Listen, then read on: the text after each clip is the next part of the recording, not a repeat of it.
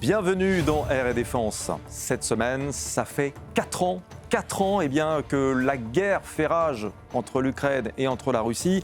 Une guerre où, plus qu'aucune autre, les drones ont un rôle majeur sur le champ de bataille. Et ça, on va en parler avec notre invité, qui est Henri Seydoux, le PDG des drones Parrot, qui vient de signer un très beau contrat, d'ailleurs, avec la Finlande. Mais que se passe-t-il chez Pratt & Whitney ? Le motoriste américain tourne au ralenti, il ne livre plus assez rapidement ses moteurs. Résultat, des centaines d'avions sont cloués au sol. Ce sera le décryptage avec Léo Barnier d'Air et Cosmos. Enfin, dans Signaux Faibles, comment l'espace révolutionne les cultures. Vous le savez, c'est en ce moment le salon de l'agriculture et on ira faire un tour chez Farmstar en fin d'émission. Air et Défense, l'interview. Henri Seydoux, bonjour. Bonjour. Vous êtes le PDG de Parrot. Merci beaucoup d'être avec nous dans Air et Défense sur BFM Business. À mes côtés pour vous interroger, comme chaque semaine, Michel Cabirol, rédacteur en chef du pôle aérospatial, défense, transport à la tribune. Bonjour Michel. Bonjour Jean-Baptiste, bonjour Monsieur Seydoux. Henri Seydoux, les drones Parrot, finalement, du rayon des jouets il y a quelques années, aujourd'hui, on les retrouve au cœur du champ de bataille. Vous avez opéré dans les années 2020, en 2021, je crois, une inflexion absolument stratégique qui vous a emmené justement du côté du drone de loisirs au monde industriel et militaire. Et il semblerait que ça vous réussisse. Vous tutoyez en tout cas les 80 millions d'euros de chiffre d'affaires. Et vous venez là, tout récemment, de signer un nouveau contrat. On reparlera des autres, mais en tout cas avec la Finlande pour leur vendre un drone. Anafi, c'est le nom de la plateforme, UKR, parce que c'est ça qui est intéressant, avec un retour d'expérience du terrain en Ukraine. Expliquez-nous un petit peu. Donc, Parrot, c'est une boîte de technologie. Et la techno, c'est extrêmement vivant, ça change tout le temps. Enfin, c'est ça. Donc, nous, on a créé des drones il y a 15 ans, grand public, pour faire quelque chose qui entre le jouet et le jeu vidéo. Et il s'est trouvé que cette technologie, ces algorithmes ont été utilisés ou ont intéressé les forces de sécurité, les pompiers, les policiers, les armées. Et donc, tout naturellement, on s'est mis à regarder leur usage, à quoi ils servaient, et à développer des drones plus spécifiquement pour la sécurité. On a été obligé de le faire parce que le marché du drone de loisirs, il a été pris par les Chinois et on ne peut rien faire contre l'écosystème de Shenzhen. Et donc, maintenant, on est 100% à développer des drones professionnels et des drones pour la sécurité. Comment vous avez séduit, si j'ose dire, les Finlandais avec votre drone ? Qu'est-ce qui, selon vous, les a intéressés et a pesé dans leur décision finale ? C'est l'histoire de redresser l'entreprise, en fait. Ça nous a pris 5 ans. Il y a 5 ans, on a été contacté par les Américains en disant vos drones, vos caméras volantes, nous on aimerait bien qu'ils soient plus durcis pour les utiliser par nos utilisateurs, etc. Et donc on s'est dit oui, on va s'intéresser à ça. Et en particulier, il y a 3 ans, on a commencé à aller en Ukraine pour comprendre qu'est-ce qui se passait, comment le drone est devenu d'abord important et puis maintenant essentiel dans le moyen qu'ont les Ukrainiens de se défendre face à la full-scale invasion. Alors, avec les contrats que vous avez signés en Finlande et puis, je crois, avant en Suède, qu'est-ce qui vous différencie des Helsing, des Tekever, des Delair ? Qu'est-ce qui fait que vous pouvez gagner encore ces contrats dans ces pays proches de la Russie en plus ? Donc, le drone, à la lumière de la situation en Ukraine, la typologie des drones, elle s'est bien spécifiée. Donc, on a le drone d'observation, un objet qui pèse 1 kg et qui permet d'aller voir ce qui se passe à 10 ou 20 km. Et ça, Parrot est le champion de ça. On est technologiquement très avancé sur ce drone-là. Et puis après, il y a le drone FPV, le drone des Ukrainiens, la munition volante. Ça, c'est le drone à usage unique. Et puis, il y a aussi le gros drone de transport pour, par exemple, amener le ravitaillement sur la ligne de front. On emmène beaucoup en drone. Et puis, il y a l'avion d'observation, ça c'est plutôt les drones de Delair et de Quantum en Allemagne. Et puis il y a le drone militaire, la munition, qui est, disons, un drone plus militarisé. Donc nous, dans notre segment, le drone d'observation, on a investi énormément, plusieurs centaines de millions, hein, et on a vraiment un drone qui nous permet de gagner les appels d'offres. Et qu'est-ce qui fait que les Ukrainiens ont confiance en Parrot aujourd'hui par rapport à d'autres acteurs qui entrent sur ce marché ? Ce type de drone, et on a étudié plusieurs innovations technologiques. Donc il y a une innovation technologique où je pense qu'on est très en pointe, on est vraiment à l'état de l'art, c'est la navigation optique, c'est-à-dire faire voler le drone quand il n'y a aucun GPS. Le drone vole quand il n'y a aucun GPS grâce à de l'IA, une IA qui est basée sur toute une série d'algorithmes. Disons que l'algorithme le plus visible, c'est le drone a une carte complète de l'Ukraine ou du pays dans lequel il opère, et il prend des images avec des caméras, et il est capable de savoir précisément à quelques mètres près où il se trouve. Donc, faire voler les drones en conditions extrêmement contestées de GPS, de jour comme de nuit, avec des caméras pour le jour et pour la nuit, on est, je pense, à l'état de l'art et probablement en avance sur nos compétiteurs. Et donc c'est pour ça que les Ukrainiens vous feront confiance, parce que vous êtes à l'état de l'art. C'est un des. De toute façon, la techno, c'est flight to quality. Il n'y a pas de place pour un numéro 2 où il faut être à l'état de l'art dans son domaine. Il y a beaucoup de domaines différents, mais donc nous, on est à l'état de l'art dans ce domaine-là. Sur le petit drone, on est à l'état de l'art aussi sur la résistance de la radio au brouillage. On a des radios très versatiles. Et aussi sur les fonctions intrinsèques du produit, le temps de vol, ses performances. Et donc, c'est ça qui nous permet de gagner des appels d'offres. On a gagné récemment l'appel d'offres avec la Finlande, on a gagné l'appel d'offres avec la Suède, on vend des drones en France, on vend des drones aux États-Unis, on a beaucoup de clients aux États-Unis, des agences gouvernementales, le FBI, les Coast Guard, enfin on a de nombreuses agences gouvernementales, au Canada où on vend autant de drones qu'en France, enfin donc on fait de la techno et on veut être à l'état de l'art pour le produit, le drone miniature de reconnaissance. Il y a un élément fondamental que vous mettez en avant, qui est la souveraineté. Vous, le logiciel, l'ingénierie est française. La fabrication du drone se fait, si je ne dis pas de bêtises, en Corée du Sud.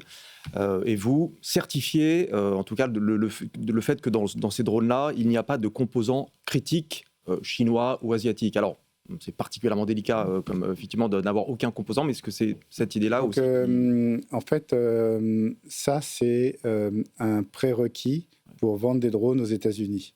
Donc, aux États-Unis, il y a une standardisation, une norme du contenu des drones. Et ce contenu des drones, il est de plus en plus restrictif. Qu'est-ce que vous avez le droit de mettre dans les drones ? Évidemment, la première chose, c'est que votre logiciel soit entièrement auditable. On ne veut pas que le logiciel ait des backdoors. Ça, c'est la première chose. Et ça, vous devrez ouvrir en grand le code. On doit permettre que le code soit audité par une personne de confiance. Et ça, de toute façon, le drone, c'est principalement un objet logiciel, comme l'iPhone. L'iPhone, c'est du matériel, mais la R&D, l'effort de conceptualisation du produit est fait en grande majorité par les algorithmes et tous les constituants logiciels de votre iPhone. Le hardware n'a pas d'importance, presque, si j'ose dire. Le hardware du drone a beaucoup moins d'importance que le software. Je n'ai pas dit ça, mais si tu veux, l'innovation, ce qui se passe en Ukraine, ce qu'on voit dans cette transparence de la ligne de front, cet usage massif de Starlink, cet usage massif des applications sur tablette, de gestion extrêmement fine de la situation, tout ça, c'est du logiciel. Le drone, c'est un des éléments de ce système logiciel qui, il faut bien le dire, a permis aux Ukrainiens de se défendre. C'est-à-dire, ce qu'il faut voir, c'est que les Ukrainiens ont trouvé dans le drone et ont trouvé dans la manière de déployer le drone, c'est-à-dire au-delà du drone, en fait, comment ça s'utilise, comment on s'en sert, ont trouvé un moyen de résister aux Russes dans un conflit où ils auraient dû perdre. Et le fait qu'ils résistent, c'est une victoire, si vous voulez. Donc, cette modernisation du front, cette transparence du front auquel le drone participe, c'est une révolution du logiciel, de la même manière que l'iPhone est une révolution du logiciel pour les télécoms et que l'Internet est une révolution du logiciel pour le grand public. Alors, je regardais vos résultats du 4e trimestre que vous avez publié récemment. Il y a effectivement une accélération au 4e trimestre, mais en même temps, quand on regarde le chiffre d'affaires annuel, il y a une stabilité, grosso modo, de votre chiffre annuel. Alors, comment on peut expliquer ça alors que le marché du drone explose et finalement des entreprises comme la vôtre en fait ont des chiffres d'affaires assez stables? Est-ce qu'il y a trop d'offres, pas assez de demandes? Comment vous analysez ça? Alors, l'année 2025, ça a été une année très secouée, très perturbée du point de vue de nos clients. Nous, nos clients, notre activité, elle se fait sur appel d'offres. Ce sont des agences gouvernementales. Au début de l'année 2025, on a eu un nouveau président aux États-Unis. Il y a eu une nouvelle réglementation de droits de douane qui a incité les donneurs d'ordre à attendre pour savoir quel était vraiment le coût réel des biens. Donc l'année avait très bien commencé et puis elle a été vraiment freinée par un manque de décision. Et la fin de l'année a été excellent.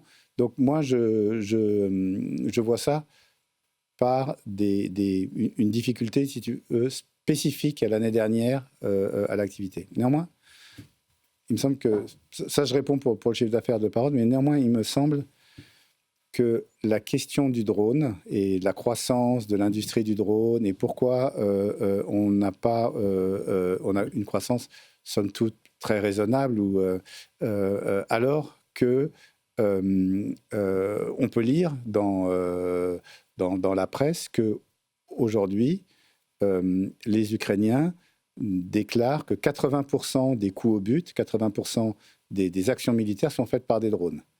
Il y a 2 ans, on parlait d'une guerre qui ressemblait à une guerre, disons, ancienne, où c'était une guerre d'artillerie. Vous vous rappelez qu'on parlait de production de munitions comme étant la question dimensionnante pour la guerre. Maintenant, cette question s'est décalée vers le drone.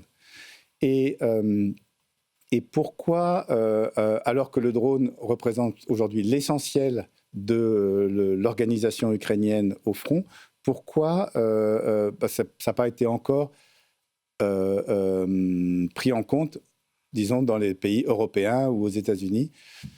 Je pense que c'est parce que c'est très récent, c'est nouveau, mais c'est en train de se passer. Par exemple, dans le monde d'aujourd'hui, il y a des articles qui indiquent que l'armée allemande est en train de passer des commandes de plusieurs milliards d'euros aux fabricants de drones allemands. Les Américains sont en train de commander des drones en quantité. Donc c'est en train de se passer, si vous voulez. Mais quand on voit, par exemple, on imagine mal la France commander des millions de drones, alors que justement en Ukraine, la vie d'un produit, d'un drone, ça a, ce qui se dit, en tout cas 4 mois d'espérance. Donc on ne va pas stocker des drones par millions pour les utiliser éventuellement un jour, et alors qu'ils seront obsolètes. Bien sûr. Donc le drone, le million de drones, déjà, ce sont des drones munitions. La France n'est pas en guerre et la France n'a pas de raison d'acheter des munitions par million. Après, vous avez les drones d'observation comme nous les faisons, qui sont aussi des drones dont la durée de vie ne se compte pas en années. En tout cas, au front, c'est extrêmement contesté et les drones sont interceptés par des drones intercepteurs, etc. Mais Il n'empêche que c'est un changement, disons, à la fois technologique et organisationnel. L'armée ukrainienne est organisée, entre autres, avec des unités de drones. Ces unités, il faut les entraîner. Ces unités, elles vont passer de la guerre d'artillerie ou de la guerre à l'ancienne à la guerre de drones, si vous voulez. Il faut tirer des drones, il faut que l'armée française apprenne à utiliser les drones. Et donc là, on parle de milliers de drones. Le drone remplace, c'est comme votre iPhone. L'iPhone, il remplace l'appareil photo, le player MP3, le téléphone GSM, l'ordinateur dans beaucoup de cas. C'est un pôle d'utilisation du logiciel au quotidien. Le drone, c'est la même chose. C'est un pôle d'utilisation du logiciel au front. Il faut apprendre à s'en servir. Un des grands succès des Ukrainiens, c'est la formation de dizaines de milliers de pilotes de drones. Une proportion considérable des soldats ukrainiens sont des opérateurs de drones ou des opérateurs de planification de drones. Et ça, c'est un changement de fond. C'est une évolution technologique. De la même manière que le téléphone cellulaire a remplacé le téléphone filaire, le drone va remplacer un nombre d'équipements anciens. Et donc, il faut que les Allemands, les Français, l'OTAN comprennent cette révolution. Et c'est dur à comprendre. C'est normal que quand on a perfectionné l'artillerie, l'aviation, on est reluctant à perfectionner des objets nouveaux, encore mal définis. Mais moi, je vous donne une conviction d'entrepreneur, si vous voulez. La high-tech, que ce soit les télécoms, que ce soit l'Internet, c'est une révolution du logiciel. Quelle est la différence entre Amazon et la distribution de produits ? Amazon, c'est la distribution organisée par du logiciel. La même chose pour le smartphone. Le smartphone, c'est une révolution du logiciel. Le drone, c'est une révolution du logiciel pour les conflits. Et ça, c'est un avenir très important et auquel il faut, dès maintenant, il faut participer à cette évolution. Ce sera le mot de la fin. Merci beaucoup Henri Seydoux. Merci beaucoup d'être venu nous voir dans Air Défense sur BFM Business. Le PDG de ces drones Parrot qui viennent de remporter un beau contrat pour 15 millions d'euros avec la Finlande. On va passer tout de suite au décryptage sur BFM Business dans Air Défense. Air Défense, le décryptage. C'est l'heure du décryptage dans Air Défense sur BFM Business avec Léo Barnier, rédacteur en chef chez Aircosmos. Bonjour Léo. Bonjour Jean-Baptiste. Merci beaucoup d'être avec nous.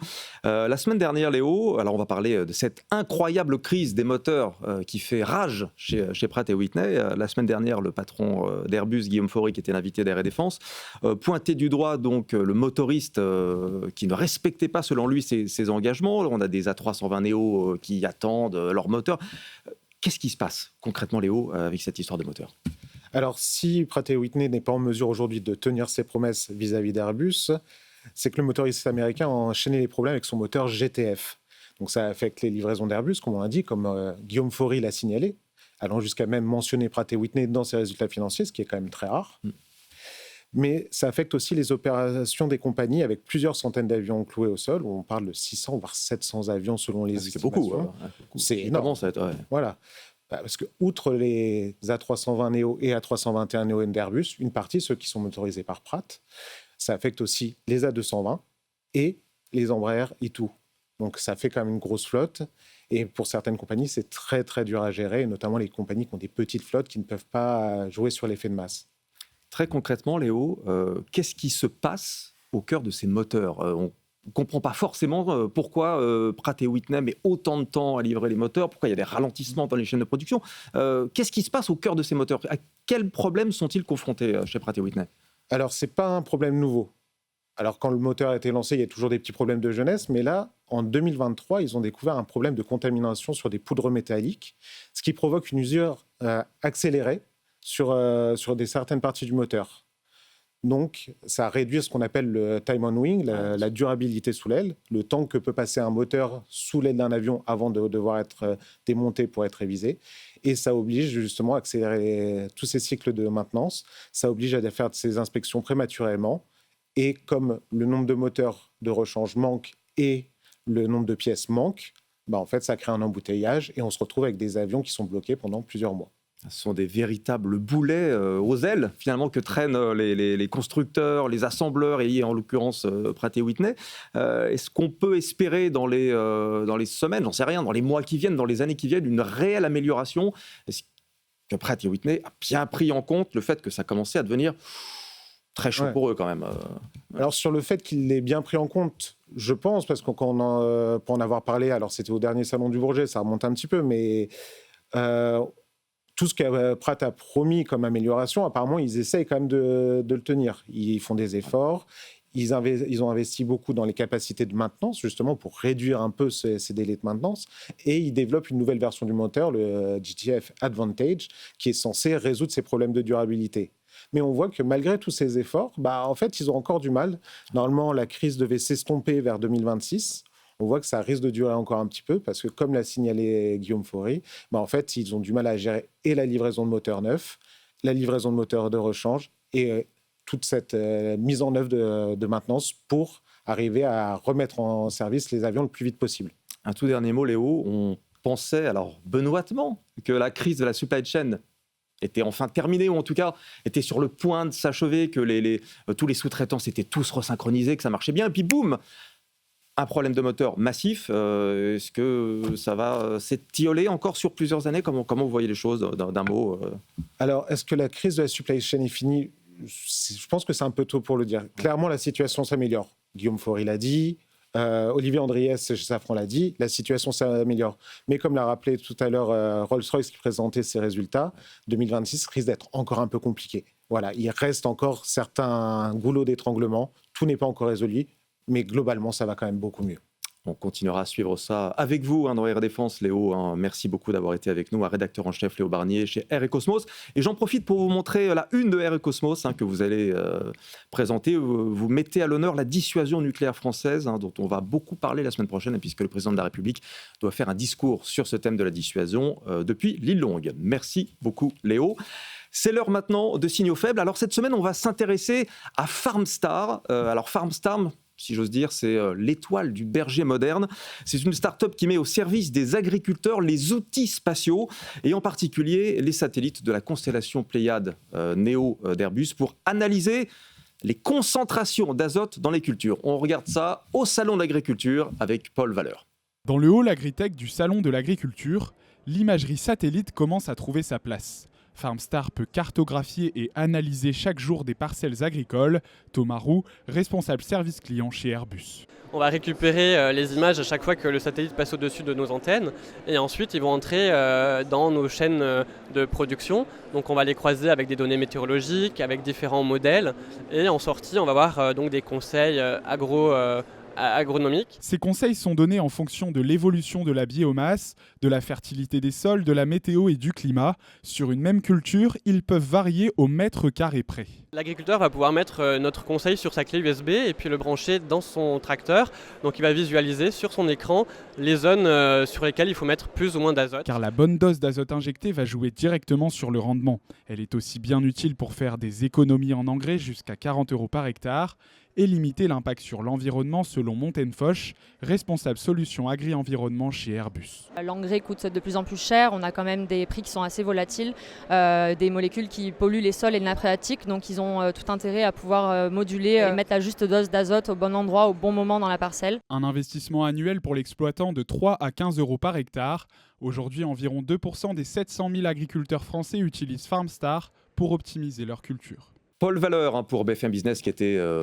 depuis le Salon de l'Agriculture dans le 15e arrondissement à Paris. Air Défense, c'est fini pour aujourd'hui. On se retrouve la semaine prochaine, même lieu, même heure. Air et Défense sur BFM Business.